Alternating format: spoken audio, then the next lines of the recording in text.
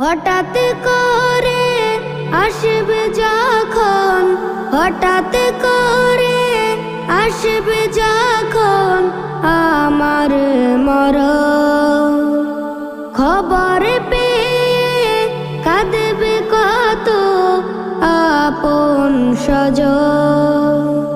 গোসল দিয়ে আমায় যখন শোয়াবে খাটে, ইন্না লিল্লাহ